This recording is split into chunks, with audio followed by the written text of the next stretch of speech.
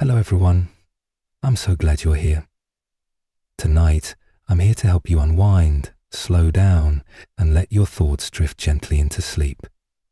I know many of you use these videos to fall asleep, and I'm honored to be part of that quiet moment in your evening.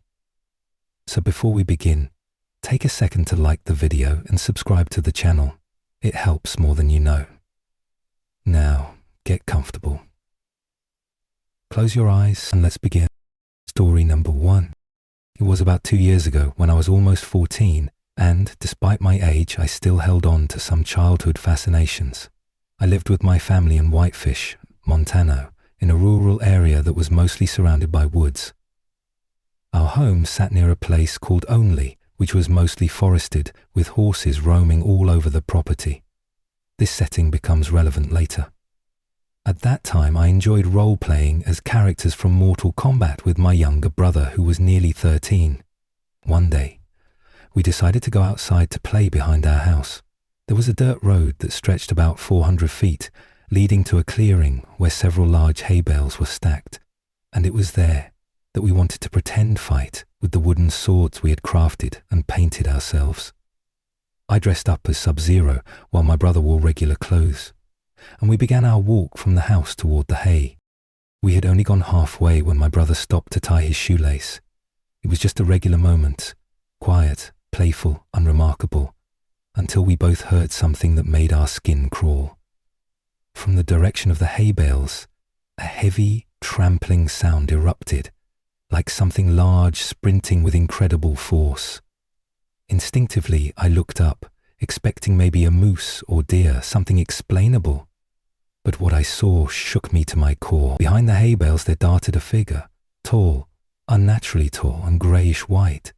The hay bales were stacked 2 high and 4 across, and this thing moved behind them, towering enough that its head was still clearly visible over the top. It moved with frightening speed and vanished into the woods behind the hay in just a few seconds, leaving us stunned and breathless. As it disappeared into the trees, I tried to yell to my brother, but my voice came out in a panicked whisper. I was frozen in place, speaking rapidly under my breath. My brother heard it too and quickly looked up. There was a tense pause, where neither of us could quite process what we had seen. But then it came back. From behind the hay bales, the figure emerged again. Stopping behind one of the bales, we could see its head, still protruding from behind the hay. It was that tall. Its movements were surreal, almost unnatural, like something out of a nightmare. After a moment of hovering near the edge, it turned sharply and bolted back into the woods, vanishing once more. All of this happened in a span of just 5 to 8 seconds, but it felt like time had slowed. The speed of this creature was mind-blowing, easily 40 miles per hour or more. It was moving so fast that we couldn't make out the details clearly, only a vague silhouette. Still, the impression was vivid.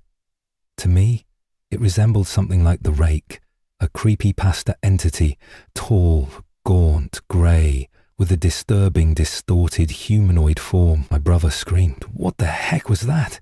And I echoed the sentiment as we bolted toward the house, panic exploding in our chests. I reached the door first, yanked it open, pulled my brother in, and slammed it shut behind us, locking it instantly. Inside, my parents tried to calm us down. I was near tears, my heart pounding, and I was sure that what I'd seen wasn't a dream or a trick of the eye. My parents, of course, dismissed it as a moose or some other wild animal, but I knew better. I had seen moose before, and whatever this was, it wasn't that. Not even close. This wasn't an animal. This was something other.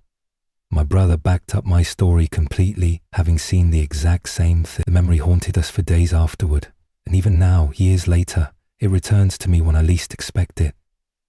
I feel a chill run down my spine just thinking about it.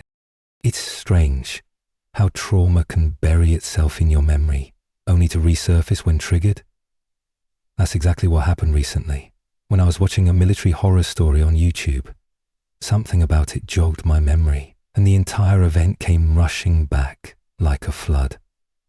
It's as though my mind had been trying to protect me from the truth, disguising it as a dream or false memory. but the details are too vivid, too consistent with what my brother saw for it to be fake. It happened. We both experienced it, and even though nobody else believes us, I know what we saw was real. Sometimes I wonder what would have happened if we had kept walking, if we had ignored the sounds or hadn't looked up in time. Would it have hurt us? Was it observing us? Was it just passing through? The woods behind our house are thick and stretch for miles, wrapping all the way around the back and sides of the property, with only a gravel road separating us from the highway. It could have been watching us for longer than we realized. The thought is disturbing, and it makes me wonder how many other people have seen something similar and just stayed silent, afraid of being labeled as crazy. And here's the most unsettling part.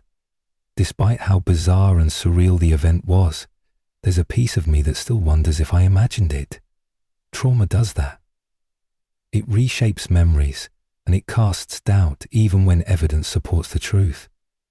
If my brother hadn't been there with me, seen the same thing, and reacted with the same panic, I might have eventually convinced myself that I hallucinated the whole thing. But he was there. He saw it too. We both remember the exact way it moved, the way it stood behind the hay, the way it ran, the speed, the shape, the colour. So I hold on to that fact, that mutual experience, because in a world where people are sceptical and quick to dismiss the unexplained, the only thing that gives me peace is knowing that I wasn't alone in that moment. My brother and I shared something that most people will never understand, an encounter with something that shouldn't exist, yet somehow does. And that knowledge stays with me, quietly waiting at the edge of memory, ready to return whenever the forest is still and the wind begins to whisper through the trees. Even now, when I walk outside near that old dirt road, I sometimes catch myself looking toward the hay bales.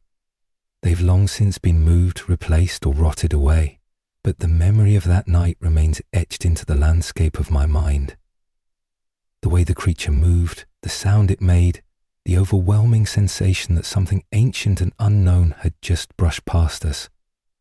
None of it has faded. I no longer play with wooden swords or cosplay as Mortal Kombat characters.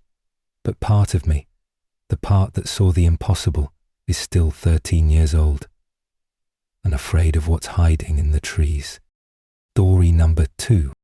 It was late, about 1:30 in the morning when the knock came at the door. I was heavily pregnant at the time, just settling down for bed with my husband, and everything about the night had been quiet and uneventful. The house was still, lights were off, and the world outside seemed to be asleep. So when that sudden, sharp knock echoed through the hallway, it instantly raised the hairs on the back of my neck. My husband got up to answer, expecting maybe a neighbour or someone lost. But when he opened the door, we were met with something strange. A woman stood there, tall, jittery, clearly high on something.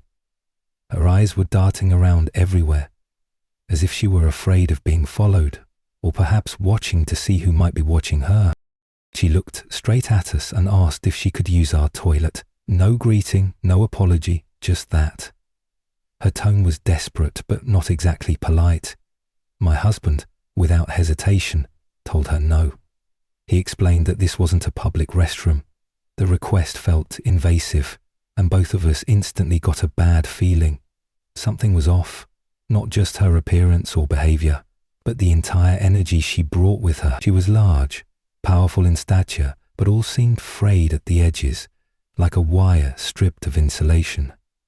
She kept glancing past us into the house, as if she was trying to get a sense of who was inside, where we were standing, or what was behind us. Then, without waiting for an answer, she reached out and tried to open the security door herself, rattling the handle aggressively. Thankfully, we're always careful about locking up the moment we walk inside. That habit saved us, I think.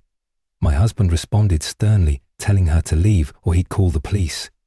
His voice didn't tremble. It was firm, steady, and commanding. That made her stop. For about 20 long seconds, she stood there, frozen, no blinking, no words, no movement, just staring. It felt like she wasn't looking at us anymore, but through us. like we weren't even human to her. Then, without a word, she turned and began walking away. But she didn't leave completely. We turned off the lights and peeked through the blinds. That's when we saw her again. This time next door, talking to two other people. The way she moved, the way the others lingered. It was deliberate, like there was a plan unfolding that we couldn't see. And that's when I said it out loud. This was a setup. My husband didn't argue. He nodded. The whole thing had the feel of a stage home invasion, someone distracting us while others scouted the entrance or waited for a signal. And the worst part, I'd seen her before. Several times, in fact, in the neighborhood. She wasn't unfamiliar, and that only made the situation more unsettling. Looking back, I'm almost certain she knew I was pregnant. People in that state often seem vulnerable, and maybe she thought we'd be easier targets, more willing to comply, more fearful, more desperate to avoid confrontation. And maybe she was right, at least in part. I wasn't ready to fight, and I certainly wasn't ready to risk anything happening to my child. That's what made the whole encounter feel so insidious. It wasn't just random, it felt calculated, intentional, like she'd been watching us, planning, picking the right time, the right night, the right moment, when we'd least expect someone to come knocking. After that night, we never saw her again. Not on the streets, not around the block, not at the store. It was as if she had vanished. And maybe that should have brought relief, but instead it added another layer of fear. If this was random, why didn't she return? If she was part of the neighborhood's transient population, surely we would have crossed paths again. But no, it was like she came for one thing, didn't get it, and moved on. But what if she did get something? What if the whole point was just to test us, to see how prepared we were, to see what kind of resistance she might face the next time? There's a kind of fear that doesn't shout. It doesn't scream or chase or break windows. It just lingers quietly in the corners of your home after a moment like that. It whispers in the creaks of your floorboards and the way your hand hovers just a second longer over the deadbolt before bed. It doesn't go away with time. Instead, it blends into routine, becomes part of your nightly ritual. You lock the doors, you double-check the windows, you make sure the security light is working, not because you expect her to return, but because a part of you knows someone like her always might. Sometimes I wonder what would have happened if we hadn't been home, or worse, if we had left the door unlocked. Would she have walked in? Would she have let the others follow? Would I have woken up to something much more terrifying than a knock at the door? Those thoughts visit me occasionally, not enough to haunt my days, but enough to make me pause when I hear unexpected footsteps on the porch, or when the doorbell rings late in the evening. It's not paranoia, it's memory. Memory shaped by fear, sharpened by instinct, sealed into the mind by the kind of terror that doesn't fade easily. And we eventually moved, not because of her, not directly, but I do think that moment changed something in both of us. We became more cautious, more distant. I still think about her though, her eyes scanning the inside of our home, her hand trying the locked door, her frozen expression when she was told to leave. That blank pause, that's the part that stayed with me. The silence before action, the anticipation of something terrible that by some grace never came. And yet, just because it didn't doesn't mean it couldn't. And in that space, between what was and what might have been, is where the fear still lives. Story number 3. It happened on a road trip, one of those long, quiet drives that seem so peaceful until something disrupts them in the most unnerving way. We were travelling to Queensland and back, a lengthy journey that we had decided to take the scenic route on. Time was tight, but we wanted to enjoy the view, take it slow, and experience a bit of adventure along the way. At some point on that route, we pulled into a truck stop, just one of those quiet, lonely places that line the edges of highways in the middle of nowhere. It was late, nearing dusk, and everything around us felt still. We stopped to stretch our legs and get our sons some snacks. The place seemed mostly deserted, nestled next to a thick line of forest that ran alongside the road. There was no noise, no movement, just us, the soft hum of the car, and the occasional rustling of leaves in the distance. We had only just started to relax when a ute pulled up behind us. Nothing too alarming at first, just a vehicle parking like any other. But the man inside didn't get out. He just sat there, engine idling, staring at us through the windshield. At first, I brushed it off, thinking maybe he was just tired or deciding whether to go into the store. But minutes passed. He didn't move. He just sat there, eyes fixed on us in a way that wasn't casual. It wasn't the glance of someone waiting. It was the look of someone calculating, watching. I felt the first prickle of unease in the back of my mind, and I turned to my husband and said, "This guy is creeping me out. Let's go." He packed up quickly, moving with quiet urgency, trying not to make it too obvious that we were rattled. As we gathered our things and climbed back into the car, the man finally opened his door. He stepped out and began walking toward us. There was something deliberate about his pace. He wasn't stumbling or sluggish. He was calm. Too calm. He approached the driver's side window and asked for a cigarette. My husband told him that he only smokes Rollies and didn't have any rolled at the moment. The man just looked at us and said, "I'll wait." That was all. He didn't smile. He didn't laugh. He didn't explain what he meant. He just stood there, that same quiet menace radiating from his posture, his tone, his eyes. It was as if the words themselves were a signal, not a request. The man leaned into the car just slightly, enough that I could see his face clearly. His expression was chilling, somewhere between a grin and a snarl, with eyes that didn't blink. He stared at me in a way I'll never forget.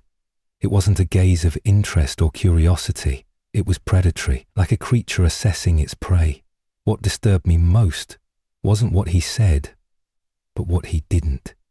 He kept one of his hands behind his back the entire time, as though holding something or hiding something. I couldn't see what it was. My breath caught in my throat. My mind raced through possibilities. Was it a weapon? Was he alone? Was this part of something bigger? We had no answers, only questions and a growing sense that we had stepped into something dangerous without realizing it. Then something unexpected happened. Our 2-year-old, who had been quiet in the back seat, suddenly piped up with a small, innocent, "Hi." It was the kind of greeting only a toddler could deliver, pure, unfiltered, and free of fear. And in that moment, everything changed. The man's entire demeanor shifted. His eyes widened ever so slightly and his body tensed.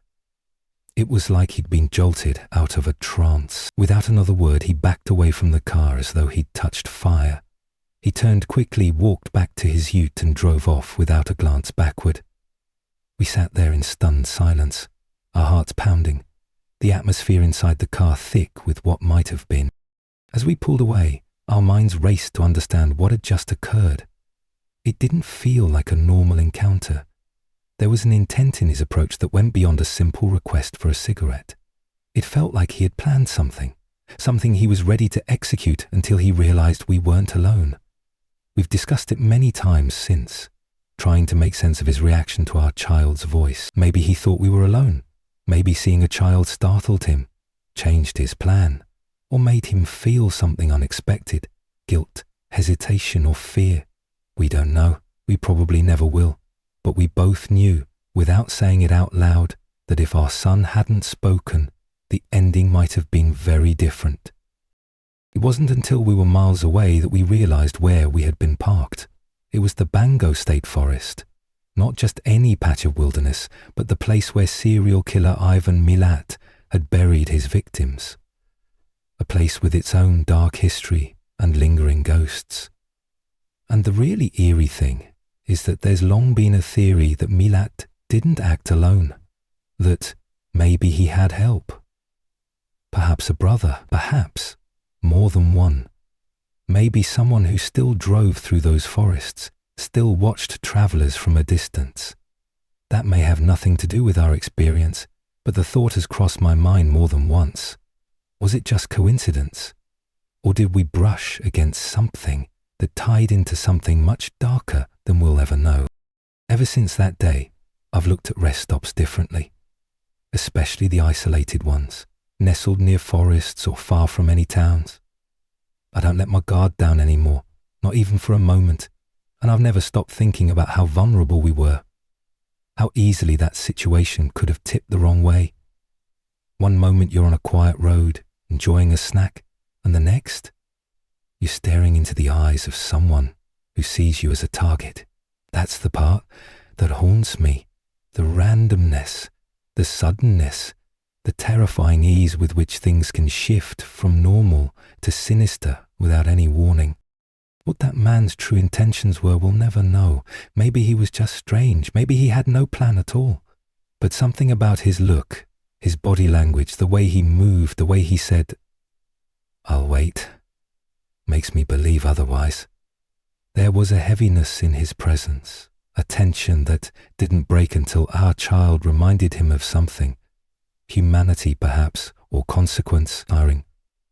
Sometimes I replay it in my head, wondering if there was something we missed, some subtle detail that would explain everything. But all we have are our instincts. And on that day, our instincts told us that we came dangerously close to something terrible. And somehow, a child's simple hi was enough to save us. Story number 4. I was around 7 or 8 years old when my family moved into an old farmhouse in Virginia. It was a big, creaky place nestled in the countryside, the kind of house that had history etched into its walls, the kind that made you feel like it had seen things long before you were born. I had a younger brother, 3 years my junior, and we were both thrilled to finally have our own rooms. That was something we'd never had before. The upstairs of the farmhouse had 2 rooms, and we got to choose which ones we wanted.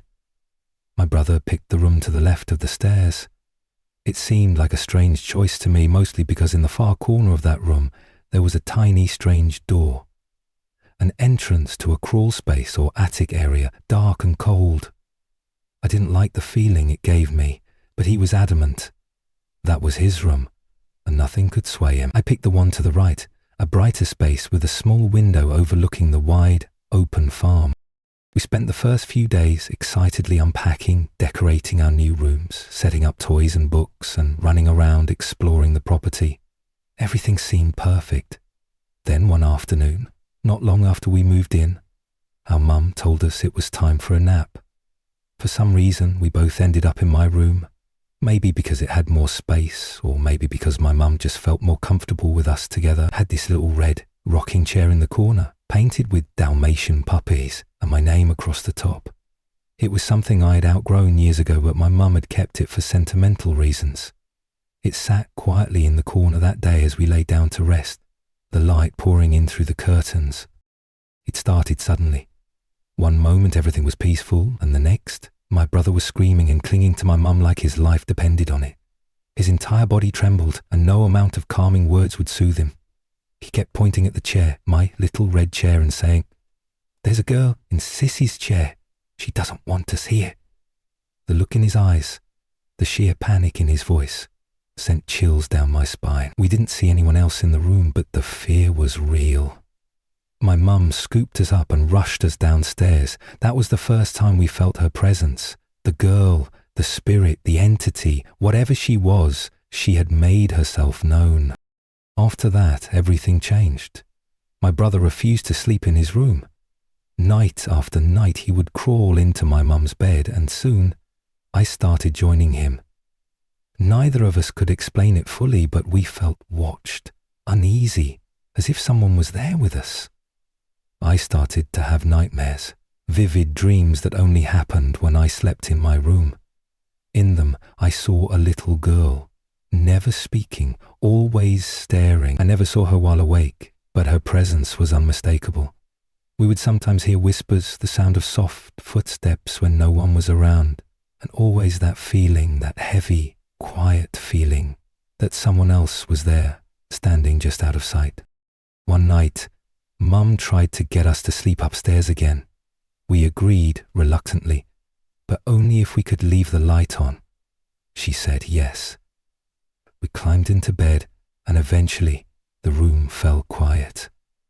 I drifted into sleep, only to awaken in what felt like the middle of a dream, but also terrifyingly real.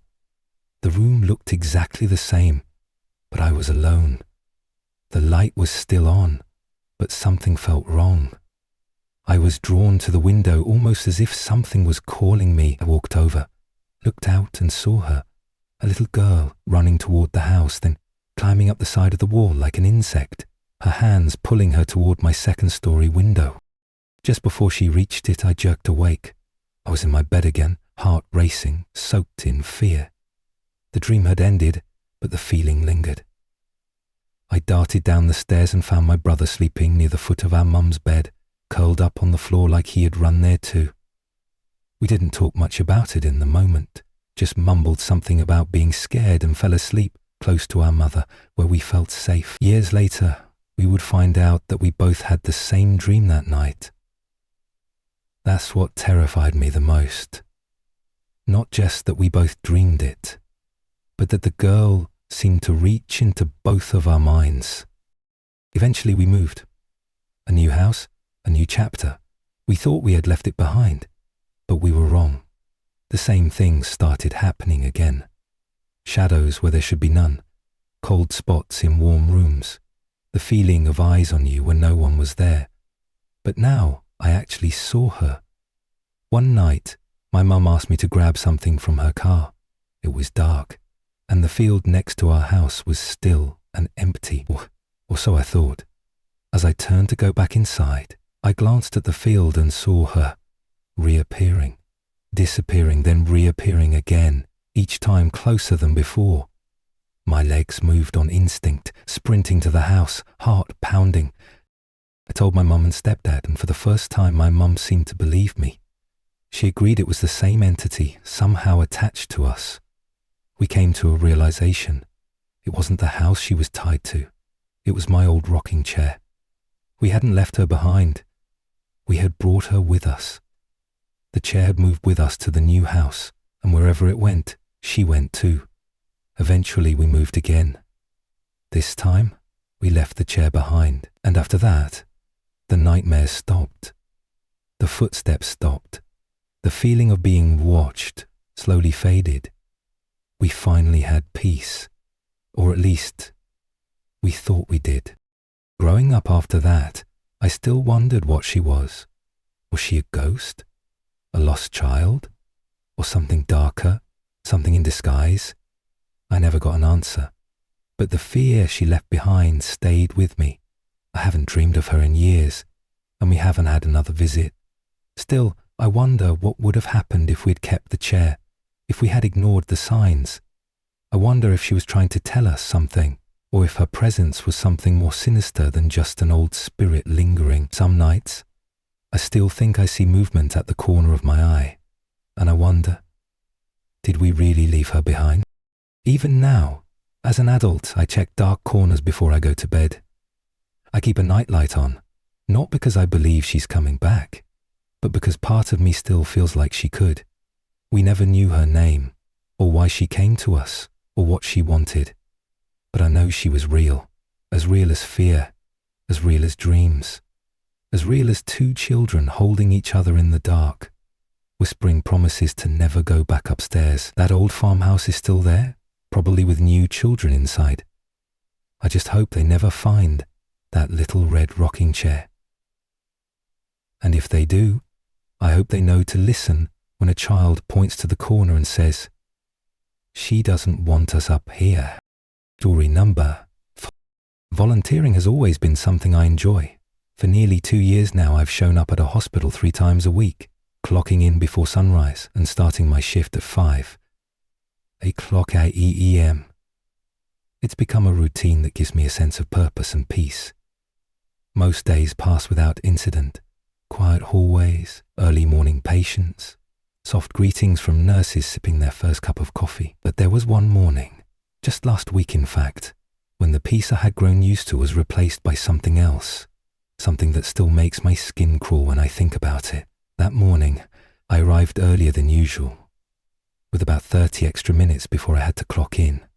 Normally, I'd have just sat in my car scrolling through my phone, but I'd been going through some personal stress lately, and I decided a short walk might help clear my head.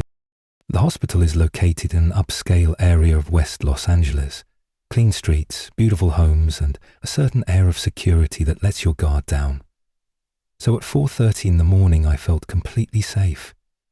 The streets were quiet, dimly lit by a few scattered streetlights.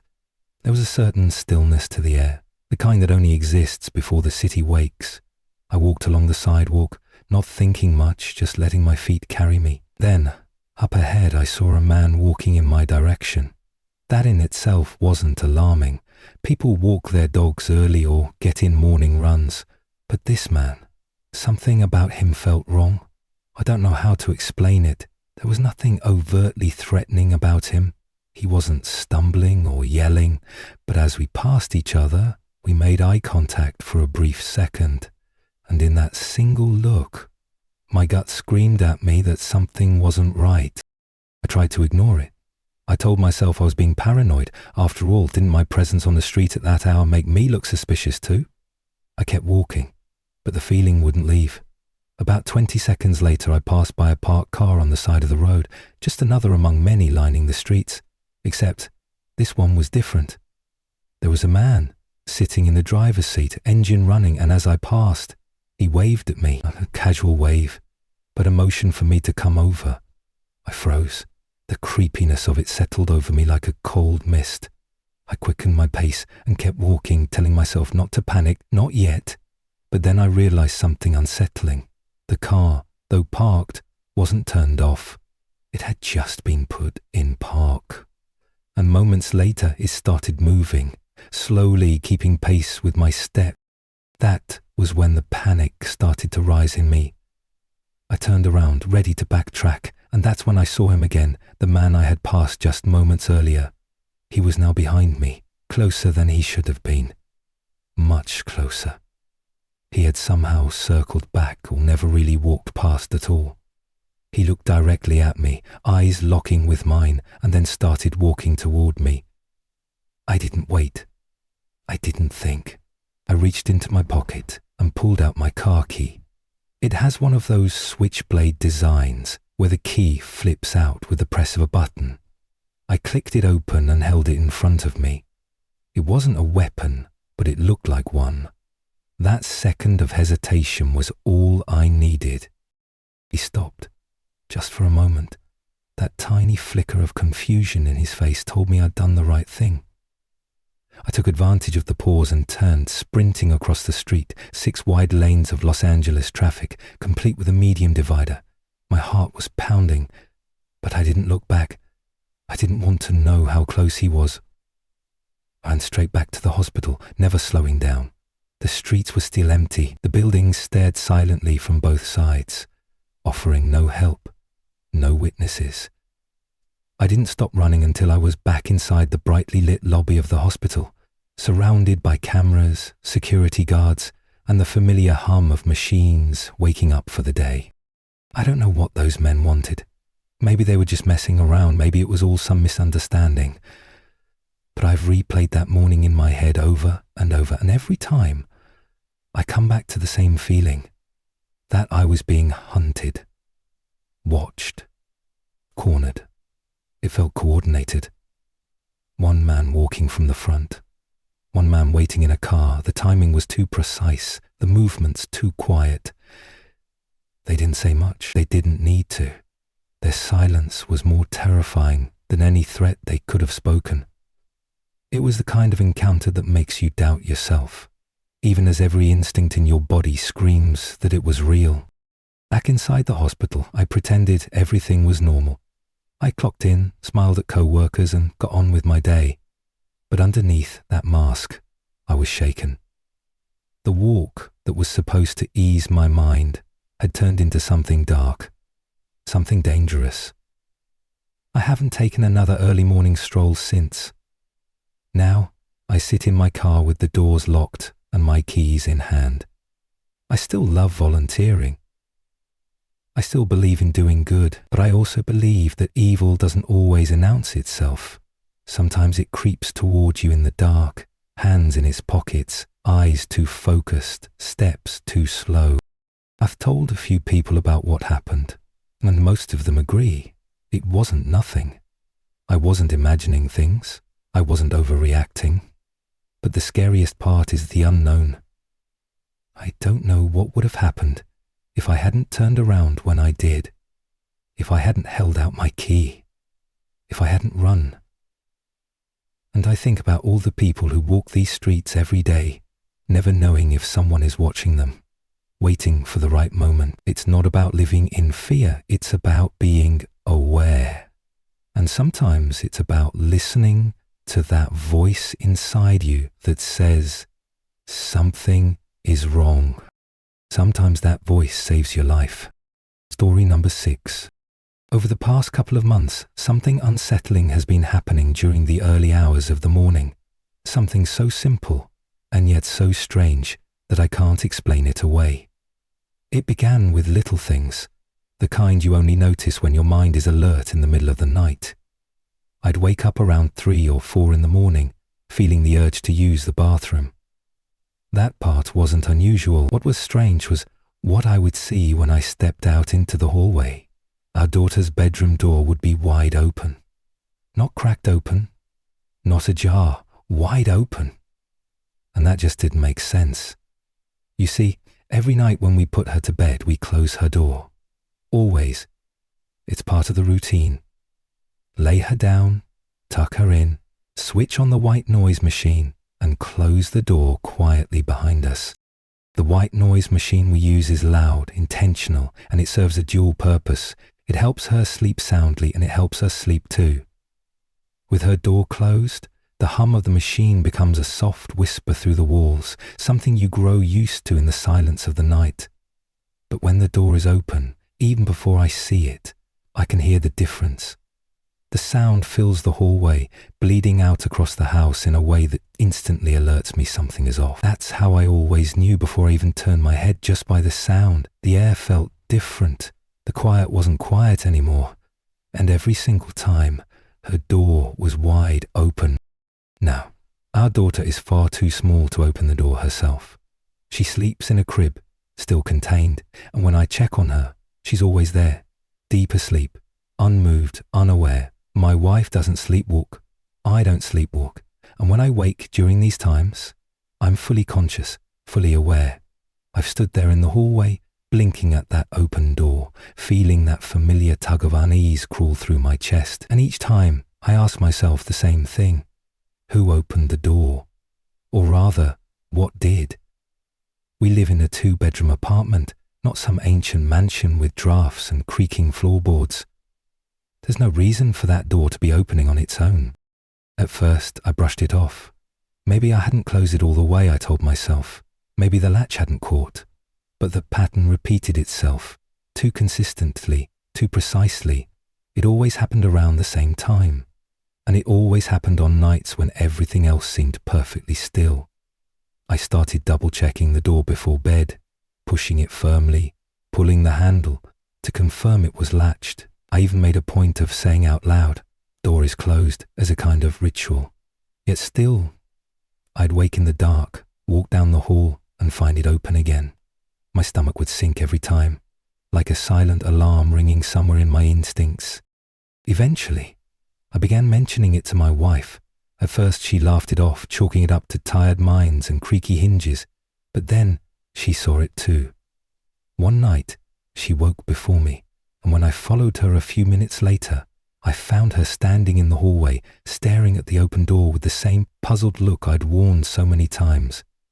We didn't speak, we just stood there, side by side, looking at the darkness inside our daughter's room, lit only by the faint glow of the hallway light. The silence was oppressive, and neither of us could explain how it kept happening. From that night on, the laughter stopped. We didn't joke about it anymore. I started to wonder if maybe it was a spirit. It's not a conclusion I jumped to easily, but I couldn't ignore the pattern. The time of night, the consistency, the strange feeling in the air when I approached the door. It wasn't just fear, it was that sense that someone had been there moments before and had just slipped away before you arrived. I tried all the logical things. I checked the hinges, I checked the level of the floor, I even checked for drafts or changes in pressure in the apartment. Nothing explained it. The door didn't open during the day, only during the stillest, most vulnerable hours of the early morning. I considered setting up a camera. Maybe it would give us an answer, or maybe it would just add more questions. But the thought of seeing the door open on its own, captured in the quiet blue light of night vision, made me hesitate. There's something about witnessing the unexplainable through a screen that makes it even more real, more difficult to deny. Still, the mystery gnawed at me. Was someone trying to get our attention? Was this a warning? A whisper from the beyond?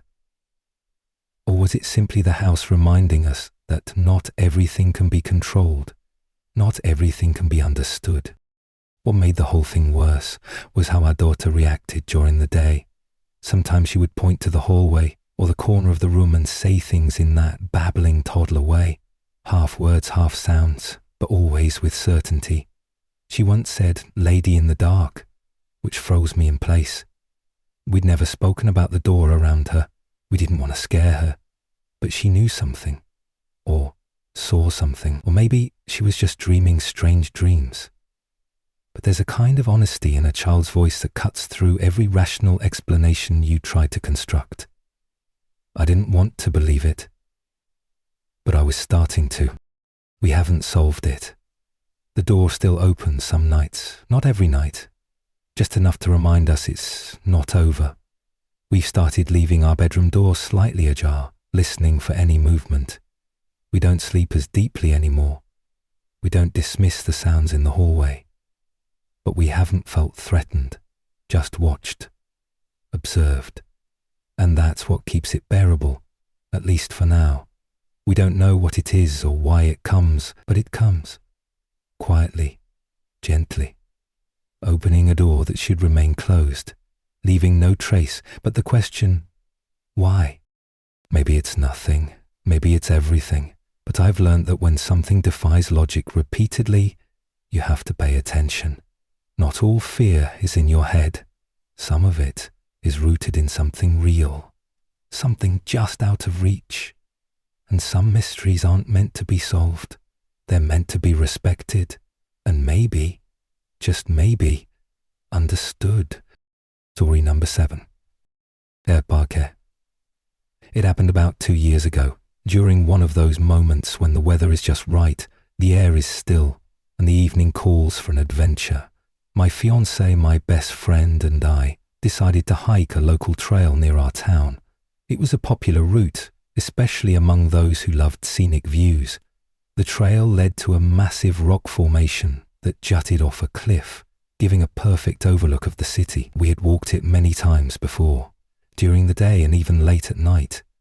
Though it was a long trek through dense woods, the trail was simple, straight for the most part, only curving sharply and narrowing near the very top. That steep incline led you through one last wooded section, ending at a clearing and then finally to the rock itself, where the view made everything worthwhile. That day, we hadn't planned to hike at first. We were near the entrance, driving along the road that ran alongside the forest, when we figured we might as well go for it. It was around 7:00 p.m., and dusk was settling fast. We were familiar enough with the trail to know we had some time, so we parked the car, grabbed our flashlights and started walking. But we didn't get very far before we had even reached the first major turn, the one that signals the true beginning of the hike. We had an odd feeling, the kind that stops you mid-step, even when nothing seems outwardly wrong. Still, we pressed on, and soon found ourselves at the only real clearing along that part of the trail, a place where the trees open up, and the entire downtown area of the city becomes visible. But something was wrong with the view. We all felt it, though no one spoke at first. It was subtle, hard to describe. The city looked reversed, like someone had flipped it, mirrored it.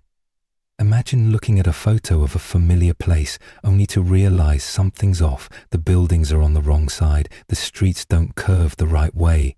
That was what we saw, a familiar skyline twisted just enough to be unfamiliar. My fiancé was the first to speak, which surprised me because he was usually the last to express fear. He said simply, "I feel backwards." That was the word he used, and we all instantly agreed. It felt like the world had flipped beneath our feet, like something was wrong with the space we were standing in. At first, we tried to rationalize it. Maybe we were tired, or the lighting was playing tricks, but the feeling didn't fade. It deepened. We tried continuing, thinking maybe getting farther down the path would shake the weirdness off. But instead of finding the next bend in the trail, we found ourselves looping. The path, which had always been so direct, suddenly felt confusing. It changed beneath our feet, as if we were walking in circles, as if the forest had reshaped itself. And then we started seeing things, strange things. At one point, we came across a clearing we didn't recognize. In the center of it was a circular formation of white chairs, fold-out chairs, like the kind you'd find at a picnic, arranged around a closed, rusting metal door on the ground. That door felt old, misplaced, like it led somewhere underground, maybe to an old mine shaft. There were small pieces of white cloth scattered around the chairs and beer bottles here and there, but no fire pit. No sign of recent use, just that unsettling arrangement sitting in the quiet woods. We didn't say much. We didn't need to. Something about it told us not to linger. We turned away, only to find ourselves back at the same clearing a few minutes later. It didn't make sense. We hadn't retraced our steps. The trail was linear. But here we were again, standing before the chairs and the strange door as if we'd never left. The panic was building now. We tried calling people, parents, friends, anyone who might help. But no one answered. Not one call went through. That's when things got even weirder.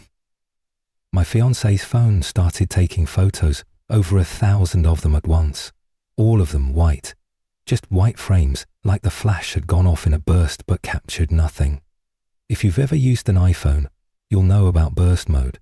It lets you hold the shutter and take a rapid sequence of shots, but we hadn't touched the camera. The phone had been in his pocket, and when we checked the timestamp, it had all happened at 10:32 p.m., right in the thick of our confusion. The phone had created a ghostly photo album of what? Of nothing? Of the forest? Of something we weren't meant to see? We kept walking. We had to. But no matter which direction we chose, we didn't find the exit. Nor did we find the original trail. The forest had turned on us. What once was familiar now twisted and bent like a maze made to trap us. Then suddenly, it let us go. No explanation, no warning. We walked through a patch of trees, and there, like a glitch resolving itself, was the entrance. We stepped out like survivors, dazed and breathless. As soon as we were free, all the missed messages and calls came through. Friends asking what we needed, parents returning calls. It was like the world had been paused for us, and only resumed once we left the forest. We didn't go back for a long time. Almost a year passed before my fiancé and I decided to return, determined to make sense of what we'd experienced. We retraced every step, followed the same beginning of the trail, and looked for that clearing with the white chairs and the metal door. But it wasn't there. Not a trace. No alternate paths. No signs of anything strange. We even took friends with us, combed the area thoroughly. We found nothing. Just trees, dirt, and the regular trail we'd always known. But something had happened that night. Something that didn't belong in any rational world. The last time we returned, the only thing even remotely out of place was a giant industrial meat grinder dumped near the woods, rusting and forgotten. I don't know what it was doing there, and I didn't want to find out. All I knew was that I hated the woods now. I couldn't walk among trees the same way again. That feeling of the forest turning unfamiliar, of space shifting and logic unraveling, it stayed with me. The trail may look the same in daylight, but I don't trust it anymore. I don't think I ever will. To this day, my best friend and I still talk about it. We go over every detail, trying to figure out if there's any explanation we haven't thought of. But no matter how many theories we come up with, alternate dimensions, time slips, hallucinations, they never quite fit. The photos, the loop, the door. They hang in my memory like puzzle pieces that don't belong to the same picture. I'm not asking anyone to believe me, but if you've ever stepped into a place and felt the rules shift beneath your feet, then maybe, just maybe, you'll understand what happened to us that night in the woods. Story number 8. I was 18 at the time, young, restless, and reeling from a breakup with someone older than me. The relationship had ended badly, and in my own way, I was spiraling. I started dating a lot, almost recklessly, trying to fill the emptiness with attention, even if I knew deep down it wasn't real. I dressed in full goth fashion back then, corsets, trench coats, heavy eyeliner, the whole aesthetic. I liked standing out. Maybe I wanted people to notice me, or maybe I was just trying to reclaim some kind of power after feeling powerless for so long. One afternoon, my roommate and I decided to eat at a local Japanese restaurant. It was just the two of us, both dressed in full gothic attire, and we were in good spirits, laughing and joking as we ate. Our waiter was a skinny white guy, awkward but friendly, with a slight edge that fit in with the alternative vibe. I saw that she was a sensitive girl. He wasn't anything special at first glance, but my roommate made a joke about me leaving my phone number on the receipt, and before I could overthink it, I actually did. It was just one of those impulsive things you do without much meaning behind it. To my surprise, he texted me later that night. We started talking, lightly at first, just chatting here and there, but the tone shifted quickly. He told me strange things. He spoke about his boots, how they meant everything to him as if they were tied to some deep personal mythology. He talked about jail time, medical issues, family problems. It felt heavy, like he was testing how much I could tolerate. I dismissed it all as edgy banter, part of some persona he was crafting. I didn't take it seriously. That was my first mistake. Eventually, despite our schedules clashing, we agreed to meet up. I was working 40 minutes away from home at the time, and I was tired when the night finally came. Still, I drove home, tipsy from a few drinks, and texted him to come over. He showed up not long after. My roommate, the one from the restaurant, was home, but our other two roommates weren't. It was just us three. At first, it felt normal enough. I was drunk, and he seemed content just talking, ranting even, about whatever was on his mind. I didn't pay much attention. I let him speak, but then he asked if I wanted to see his tattoos. I shrugged and said sure, not thinking much of it. That was my second mistake. He lifted his shirt. That's when I saw it. A handgun, tucked into his waistband, right above the line of his jeans. My heart skipped, my breath caught. But I didn't say anything. I didn't move. I noticed too, the tattoos he had weren't just tattoos. They were badly covered up racist symbols. One had been awkwardly shaded with what looked like a banana to hide part of the original design. I didn't want to believe what I was seeing. I didn't want to acknowledge it. So I stayed calm. I pretended everything was fine. I laughed at his jokes. I nodded along. I decided the best way out of the situation was to keep him calm and not show fear. That was my instinct. Survival through silence. He didn't stay calm. Not for long. He pulled the gun out, not fully, but just enough to let me know it was real. He pointed it at my head and asked, "Are you scared?" I should have screamed. I should have run, but I didn't. I looked him in the eye and said no. I called his bluff, hoping he wasn't serious, hoping he was trying to get a reaction out of me. Maybe I thought if I didn't give him the fear he wanted, he'd back off, and for a moment, he did. He tucked the gun away again, laughed, and the conversation moved on. But the air in the room had changed. My skin felt tight, my heartbeat echoed in my ears. Then we went into my room. That was when things took a darker turn. We were supposed to hook up, but as soon as we entered the room, he pulled out the gun again. This time he said he wanted to keep it out while we were together. I froze. My heart slammed against my ribs. I said no. I pushed him away, told him to stop. He didn't listen. He didn't like being challenged. He hit me with the butt of the gun right on my arm. Pain fled instantly. I'd never been hit like that before. Not with a weapon. Not by someone who smiled while doing it. I knew I wasn't stronger than him, but I fought back anyway. I clawed, shoved, shouted. Something in me snapped. I wasn't going to let this happen. Eventually, he stopped. Maybe it was because I fought harder than he expected. Maybe he realized he had crossed a line. I'll never know. But after that, he turned into someone else entirely. He started pacing, muttering to himself, calling me crazy for not being afraid of him. He acted paranoid, like he was on something. Then, without warning, he bolted. He ran out of my apartment, jumped the fence, and disappeared into the night. He left his car behind. Just left it, keys and all. I locked the door the second he was gone. I called my roommate, and we sat in stunned silence. In the morning, his car was gone too.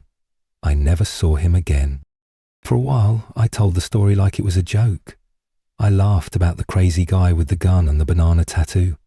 I made it into a party story, something edgy to share over drinks. But over time, the reality set in. I could have died that night.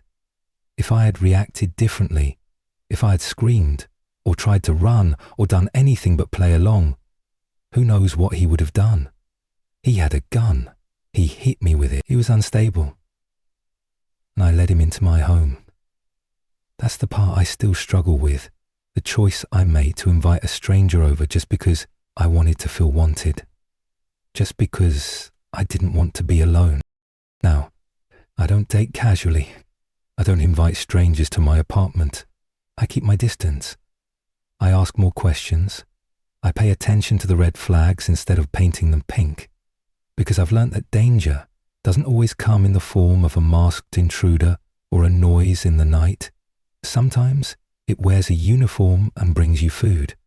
Sometimes it texts you after work and makes you feel seen. And sometimes it holds a gun to your head and asks if you're scared, knowing full well that you should be. And sometimes you aren't. Not because you're brave, but because your fear is too deep to show on your face. Because survival doesn't always look like running. Sometimes it looks like smiling, nodding, and waiting for your moment to make it out alive. Story number 9. It was my senior year in high school when it happened, a time when life felt manageable, predictable even, and everything seemed to follow a certain routine. I wasn't the most popular student, but I had my circle, my rhythm, my way of slipping through the hallways unnoticed and untouched by drama. I lived with my mum in a quiet neighborhood, tucked in between rows of identical houses and sleepy streets. Nothing ever really happened there. It was a kind of place where people mowed their lawns at the same time every Saturday, and where the most exciting news was who got a new mailbox. So when I started to notice something strange in the early hours of the morning, I tried to convince myself it was nothing. Just my imagination. Just shadows and stress. It started one night when I got up around 3 o'clock. I aimed to grab a glass of water. The house was silent, except for the soft hum of the fridge and the occasional creak of the floorboards beneath my feet. As I passed the front door, I glanced outside through the peephole. I don't know why I did it. Maybe I had a weird feeling, or maybe it was just curiosity. But when I looked through, I saw something or someone standing across the street. First, I couldn't make out any features. It was just a figure, tall and still, dressed in black from head to toe. The way he stood, motionless, directly across from our house, made my skin crawl. I blinked, looked again. Still there, just watching. I stepped back quickly and let the curtain fall closed. My heart was thumping in my chest, and I told myself not to panic. Maybe it was just someone out for a walk, maybe a neighbor heading home late, but something about the posture, the stillness, the way he seemed planted in place. It didn't feel right. I waited a few minutes, then looked again. He was gone. No sound, no movement, just the empty sidewalk across the street. I went back to bed and didn't mention it to anyone the next day. But the next night it happened again, and the night after that. Every night, around the same time, the same figure would appear, standing in the same spot, watching our house from across the road. I began losing sleep, waiting for the moment he would show up. I stare out from behind the blinds, heart racing, trying to catch a glimpse before he vanished. I told myself I'd call the police if he got closer, but he never did. He just stood there, watching, never crossing the street, never making a sound. My mum didn't believe me at first. She thought I was stressed from school, maybe imagining things from too much screen time or not enough rest. I even started questioning myself. Maybe it was just a tree or a shadow from the streetlight. But then one night, I finally said something while it was happening. My mum got out of bed, walked to the window with me and looked. And for the first time, someone else saw him too. Her face went pale. She didn't speak. She just stared. We stood there in silence, side by side, watching this figure across the street, unmoving, unbothered by our gaze. After what felt like forever, she whispered, "Go back to bed." But I knew she didn't sleep that night. I heard her pacing. I heard her locking and relocking every door and window. The next day, she called the police. They drove by, patrolled the area, but didn't find anything. No footprints, no signs of trespassing, nothing to suggest that anyone had been there. They said it was probably a prank or a case of mistaken identity. But after that, the visits became less frequent. The figure only appeared once or twice a week, until one night he disappeared completely. We thought it was over. Weeks passed without any sign of him. I started to sleep again and let my guard down. But then something changed. I began waking up to strange noises outside my window. Scratching sounds, shuffling footsteps, soft, slow taps against the glass. Our backyard was fenced and my room was on the ground floor. The idea that someone could be that close without us noticing was terrifying. One night, I mustered the courage to look. I pulled the curtain aside and saw a face, pale, pressed against the glass, eyes wide and unblinking. I screamed, and by the time my mum got to the room, he was gone. We called the police again. This time, they found footprints beneath the window, deep impressions in the soft soil that led to the back fence and disappeared. They increased patrols in the neighborhood for a while, but again, no one was caught. No suspects, no answers. The fear settled in like a fog. I stopped sleeping with my light off. My mum put locks on my windows and installed motion sensor light, but I never truly felt safe again. Even now, years later, I still glance out the window at night, half expecting to see a silhouette staring back at me. After graduation, I moved away for college. New town, new life, new routines. But the memory followed me. I couldn't shake it. Every time I heard a creak in the hallway or footsteps outside my dorm, I would freeze, heart pounding, waiting for the figure to return. But he never did. Not there. Still, I've never been able to explain what happened, who he was, what he wanted, why he chose our house, our street, my window. The not knowing is the worst part. The silence he left behind was louder than any scream. Some nights, I think I see him in dreams, standing at the edge of a crowd, watching me from across the street. I don't know if he was a stalker, a ghost, or just a man who got some twisted thrill out of terrorizing strangers. But I do know he was real. And sometimes, the quiet ones, the ones who never move, never speak, never break the rules we expect monsters to follow, those are the ones who leave the deepest scars.